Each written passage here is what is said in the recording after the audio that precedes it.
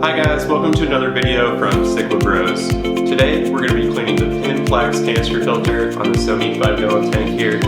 Cleaning your canister filter can be a bit intimidating, especially for your first time, so we'll give a complete walkthrough as well as some tips and tricks on how to clean your filter. Let's dive right in.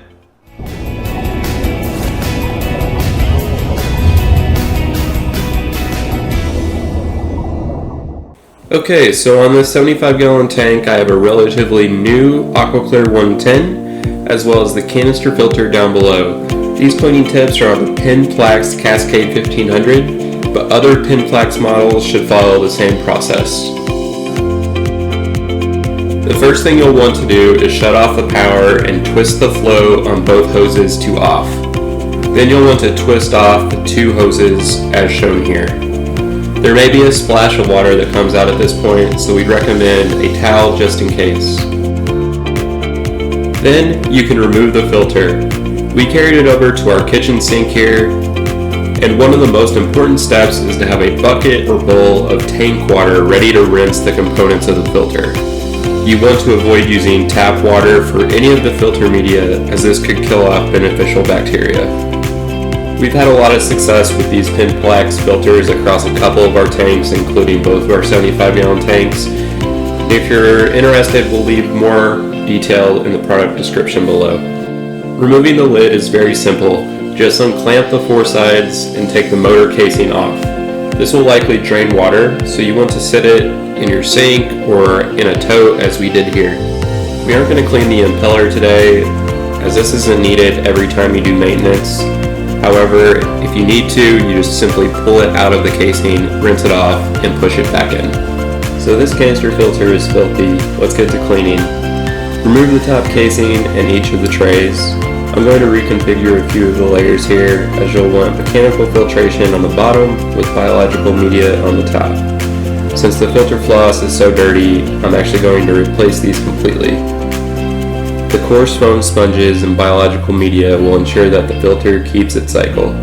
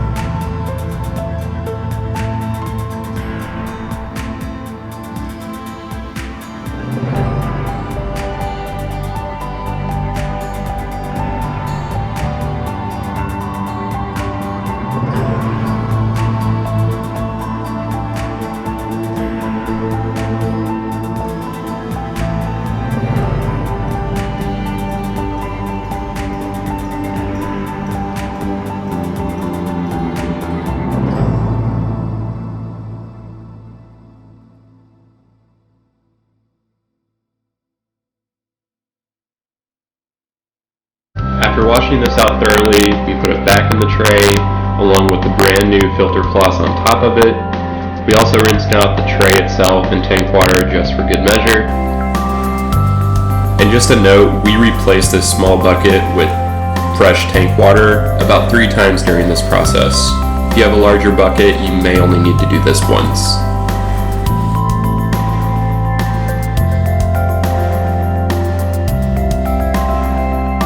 So the first level will be this tray of mechanical filtration.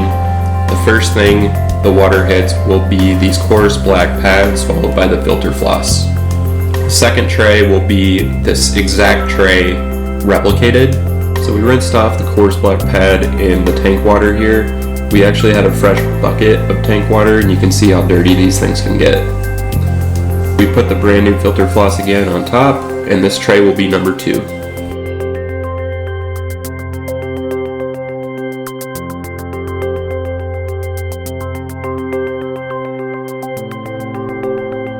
When putting the trays back into the filter, make sure you align the circles to stack up so that the water can flow through these when it's coming into the filter.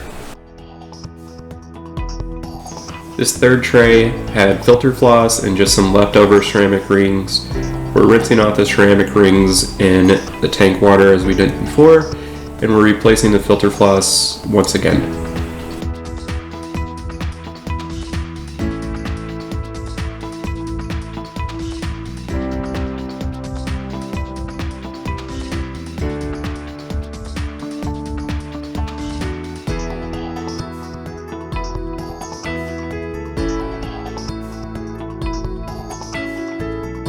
So we put this tray into the filter, and for the next tray we are actually replacing the filter floss with some more biological media.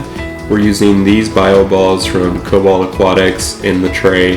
This will be one of the top trays, which is the last stage of the filter where you want the clean water to pass through.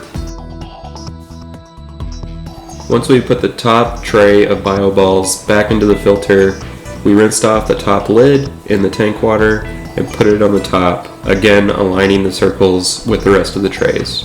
Then you can pull the top back up and start clamping the hinges. You definitely want to make sure you have a tight seal so that you have no leaks.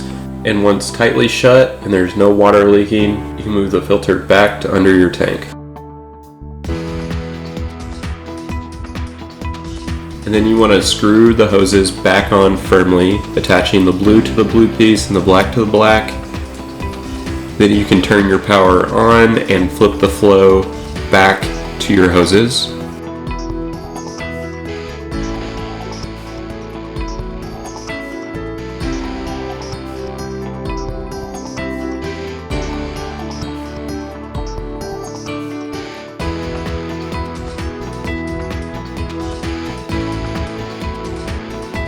If you want, you can fill your filter back up with tank water so that you don't have to prime it.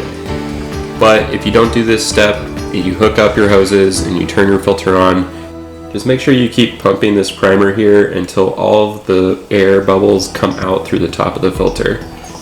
And when you first turn on your filter, you'll likely hear air spewing out of the outtake, and that's completely normal. Once the filter is full of water, everything will be back to normal. We didn't clean the intake today, but if you were to do so, just follow all the steps we showed before. Just remove the intake and scrub that out thoroughly. However, it doesn't get clogged very often and we don't have much issue there, so it's not necessary every time you do maintenance. And so here's the tank running smoothly with the clean filter. We hope this was really helpful for you. If you find these videos interesting or helpful, please consider subscribing, liking the video, or leaving a comment if you have any questions down below. We really appreciate you watching, and we'll see you on the next one.